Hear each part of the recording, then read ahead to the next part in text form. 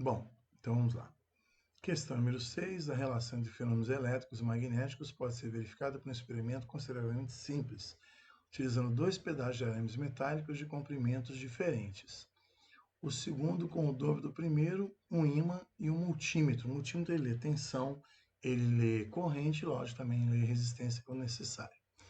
Dobra-se em uma volta o arame menor, tá? Aí, o que mais que ele fala para você? Em duas voltas o arame maior. Ok, tá aí.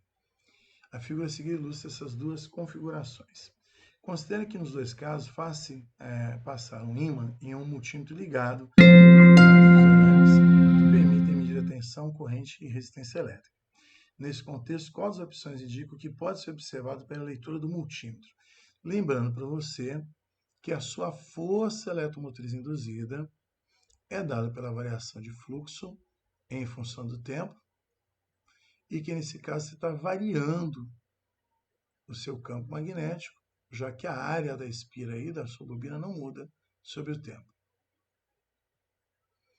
E essa variação do campo magnético produzido pela bobina pode ser dada por μ vezes I N sobre L. Ok? Então, vamos lá.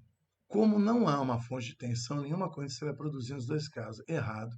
A gente já sabe que esse entra e sai vai produzir uma corrente que muda, inclusive, de sentido quando você aumenta e diminui o fluxo. É a produção de corrente alternada. B.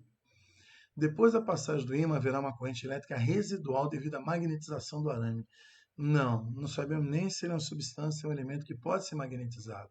Aliás, somente ferro, níquel e cobalto é que a gente utiliza aí na prova. Letra C. A variação do campo magnético devido à passagem do ímã irá induzir uma corrente somente no arame de comprimento L, pois no arame de comprimento 2L, a corrente induzida na primeira volta do arame é anulada pela corrente induzida na segunda volta. Nada a ver, né? O fluxo passa por todos os entrada e saída, não tem isso de passar por um e ser anulado por outro.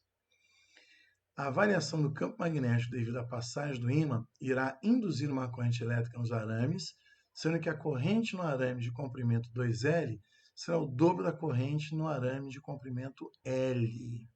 Então vamos lá. Então essa força eletromotriz induzida vai gerar uma DDP e essa DDP gera uma corrente. Então vamos lá. O que acontece?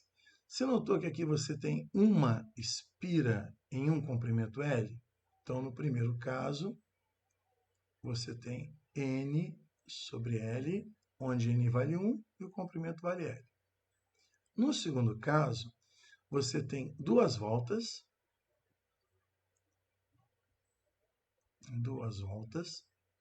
sobre o comprimento que vale 2L. Cortei, 1 sobre L. Quer dizer o seguinte, que você não mudando o número de espiras pelo comprimento, você não muda a variação de campo magnético, mas você, logicamente, vai gerar uma variação de fluxo pelo fato de você entrar e sair. E você não tem uma fonte que produz o dobro da tensão para você ter o dobro da corrente. Então, a variação do campo magnético devido à passagem do ímã irá induzir uma corrente elétrica nos arames, sendo igual nos dois casos, porque as duas bobinas têm a mesma característica. A alternativa correta é a letra E.